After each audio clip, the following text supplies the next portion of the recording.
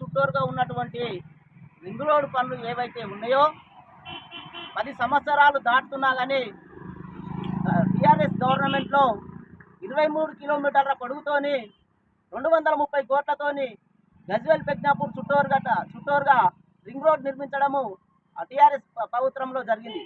TRS ప్రభుత్వము 10 ఏళ్ళు అధికారంలో ఉన్నప్పటికైనా కానీ ఈ రింగ్ రోడ్ పనులు ఏవైతే ఉన్నాయో పూర్తి చేయకపోవడము ఇది చాలా సిగ్గుచేటు అని భారత కమ్యూనిస్టు పార్టీగా మేము డిమాండ్ చేస్తూ ఉన్నాం.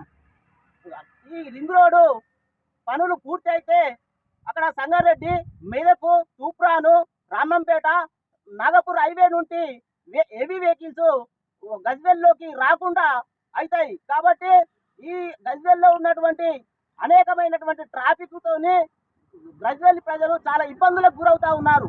హెవీ వెహికల్స్ గజ్వేల్ టౌన్లకు రావడంతో అనేక సార్లు యాక్సిడెంట్లు అయ్యి కాలు చేతులు ఇరిగి ప్రాణాలు కోల్పోయినటువంటి పరిస్థితులు కూడా సందర్భాలు కూడా చాలా చూసాం మనం.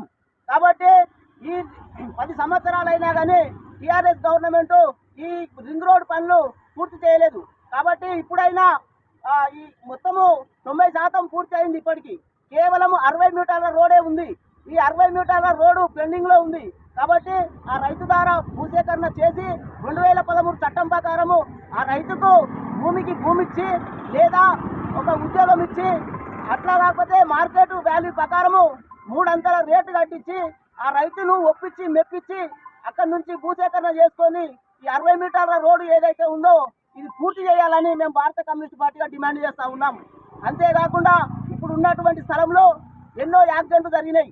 ఈ ఒక సైడ్ పూర్తయి ఇంకొక సైడ్ పూర్తి కాకపోవడంతో ఈ వెహికల్స్ అన్ని వన్ సైడ్ పోట్లా ఒక అర్ధరాత్రి 2 మహిళలు కూడా ఇక్కడ చనిపోవడం జరిగింది.